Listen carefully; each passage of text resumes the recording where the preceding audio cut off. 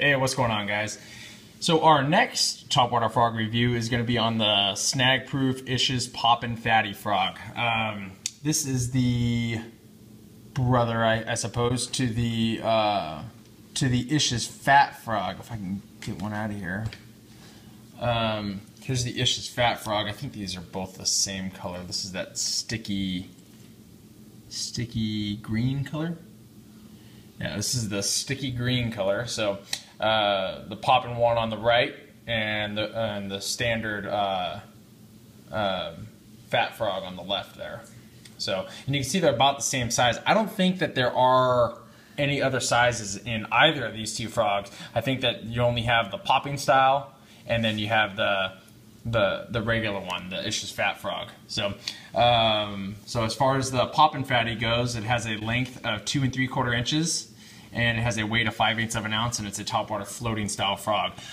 Some of the features of this frog, which kind of goes for both of the Ish's Fat frog and the Poppin Phattie frog, is that they both have a rattle, that doesn't happen very often in frogs. In fact, I would say of the 35 or so different frogs, different style frogs that I own, maybe 5 come with a rattle.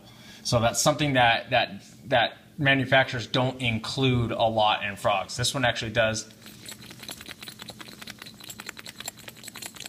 It's not the loudest rattle I've ever heard, but it's in there. I mean, there's definitely stuff happening in there. The cool thing about the Ish's Fat frog is that it comes with this inner tube technology, or whatever they call it, where the hooks, when they insert into the body here, there's this molded tube that goes through the body of the frog all the way to the nose of it. And basically, let me focus here. There we go. Basically what's happening is it's keeping the water out of the body of the frog, out of the inner cavity here, and it's just keeping it more sealed to where it's going to help keep water out of the frog, which is something that this frog and the Ish's Fat frog, both of these frogs alike, do very, very well. The Snag Proof Ish's Fat frog and the Poppin Phattie frog are definitely not known for sinking. I'm not saying that those of you guys that have had these frogs, I'm not saying that you haven't had problems with them or that they haven't sunk on you, but I'm saying that they are not known for being a frog that sinks. I have several of them, and I've never had one that has taken on water. They can still take on a little bit of water here through the insertion points of where the material goes into the body and then comes back out. I suppose that there can be a little bit of water that goes in there, like when a bass comes up, crushes the frog, and then it brings it under water and you don't get them, or you don't set the hook in time, or it's a small fish or something like that, and then it's still in the water, and then it sucks water back into the cavity of the frog. Yes, it could take on water that way, but just by sitting on the surface of the water by itself, not being disturbed by a bass or anything like that, it's something that the frog is not known for taking on water, so it's good in that respect. In contrast to the Bullywah Spit and Wah, or the Spit and Wah by River to Sea, this one casts much, much better. The material of this frog is thicker, though. It is thicker in contrast, and some of you guys will get scared off by that fact that the material is thicker. I really do think that as an industry, we put a little bit too much emphasis, and I think Blood Knot 101 will agree with me, that we put a little bit too much emphasis on on how thick the body of these frogs are and how well they compress down. It's a soft body frog. If a bass worth having or worth catching bites it, he's going to take it, and he's going to get it all the way inside of his mouth, and he's going to crush it like that. And I don't think that there's going to be an issue with setting the hook. If you just set the hook hard, use braided line, and use a heavy rod with something that doesn't have an extremely soft tip, if you use all those things, I think you're going to have a very nice time catching fish. Now, the same with the fat frog, the Poppin Phattie. The legs go more directly out to the rear of the frog, which is something that they're trying to promote, getting the how do I say this? Getting the frog to walk easier. If the legs are sticking out the back more than sticking out the side like the coppers does, the coppers where the legs stick more out to the side, see how they come out this way, and these ones come more straight out to the back. It helps it walk in the water a little bit easier by creating less drag on the sides of the frog and putting it more towards the rear and streamlining the frog a little bit more. So that's something that is supposed to help the frog walk a little bit more. If you guys want that more traditional shape to the frog, then you're going to want to go with something like the Bobby's Perfect Frog. And I have one around here somewhere. Sorry, I'm not more prepared.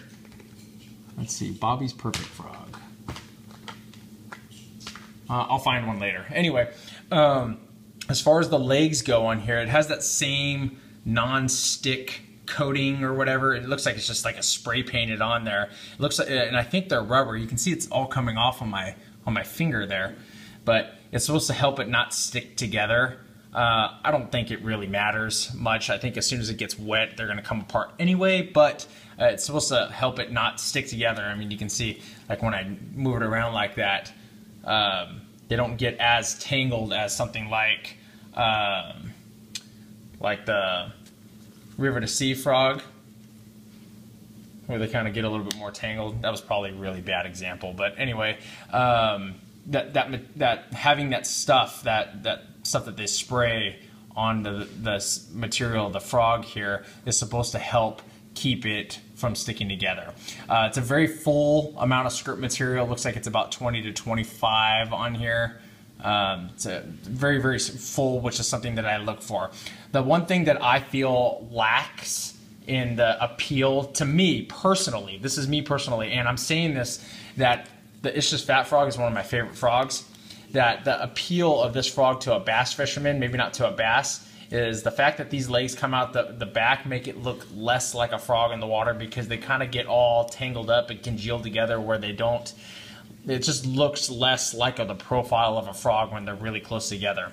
The idea behind this frog for me is that when you get them into open water and you can walk them kind of like a spook, that's something that's very, very nice. I think that the fat frog doesn't come through cover as well, just by the nature. It kind of wants to dip under the cover instead of coming over the top of it. But the popping frogs, or the Poppin Phattie frog in this case, popping frogs, you're probably not going to take them through the heaviest amount of cover. At least I normally don't. I'm not saying that you couldn't, but I normally don't. Now, as far as the popping action of this frog, it's very unique. There's not another one like it, where this one, it's more like a plow. You can see on the sides, on the cheeks of this frog, they're kind of flattened out here, and that's what creates the popping nature of this frog. And it is very unique in the way it pops in the water, in the fact that it doesn't pop as much as it plows through the water, just like the face of it looks like. Beckham. The face of this frog wants to kind of plow through the water, and the water wants to come over the top of it and kind of drench the frog in water, whereas like the bully, or not the bully wall, but the spit and wall kind of wants to throw water forward. So these style frogs here in the Bronzeye and the River to Sea want to spit water forward, and in the Snag proof one, it wants the water kind of goes back over the top of it. It creates the same amount of disturbance, but it does it in a different fashion, and you'll have to see it or fish with it to understand what I'm talking about. Let's see. I guess that's pretty much all of that. Let's see. We got the rattle, got the legs, pop, the popping mouth on it. I think that pretty much does it. It's a very, very good casting frog too, in contrast to the River to Sea frog. I think I already said that, but it's a very, very good casting frog. I mean, it's heavy. It's 5/8 of an ounce. So go ahead and go over the colors here. I already went over this one. This one's called Sticky Green. Here's the business of it. It's got a red throat and a white body with some black and green legs on it. It's also got that green back. It really looks cool when it's sitting out there in the water. This is called Sticky Green.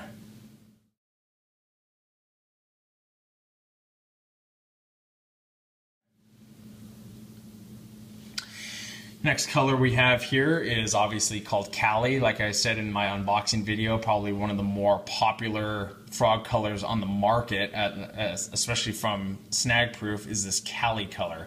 It's just a black and yellow frog. It's mostly black on the belly, and it's kind of got this yellow head with some black and yellow skirt material there on the back. This one's called Cali.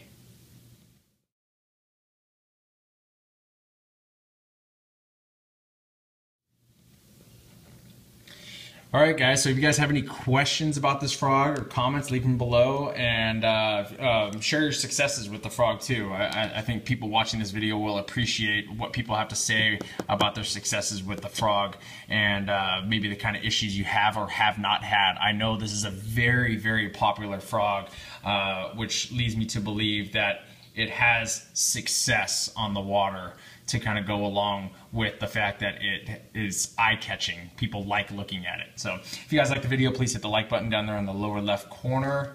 Before I forget, body of the frog is about 3 inches and the legs are about 2.5. So short legs. I wouldn't be cutting these legs at all if I were you guys.